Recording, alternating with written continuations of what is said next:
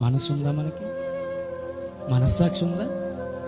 ఒకవేళ మనస్సు అనేదే మనకుంటే బాప్తీసం పొందిన తర్వాత కూడా పాపం ఏంటండి? పాపంతో ఇక జోలేంటి చెప్పండి? ఇదిగో ఈ రోజుతో నా పాత రోత జీవితాన్ని నేను సమాధి చేసేస్తున్నాను ప్రభువా అని అలా బాప్తీసంలో మాటిచ్చి ములిగి మరలా తిరిగి లేచామే. ఇచ్చిన మాట మర్చిపోయామా? ఇచ్చిన మాటని గాలి కొదిలేసామా?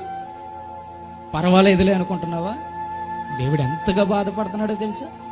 ఆ యెషయా గ్రంథంలో ఆయన అంటున్నాడు కదా, ఇదిగో నా పిల్లలను పెంచి పెద్దవారిగా చేశాను, కానీ వాళ్ళు ఏం చేశారు? నా మీద తిరుగుబాటు చేశారు. ఆకాశమా ఆలకించు, భూమి చెవి. ఆయన బాధను తట్టుకోలేక ప్రతిరోజు మనం ఆయన హింసిస్తూ ఉంటే ఆ బాధను ఎవరితో చెప్పుకోవాలో తెలియక ఎవరితో చెప్పుకుంటున్నారు చెప్పండి? ఆకాశంతో,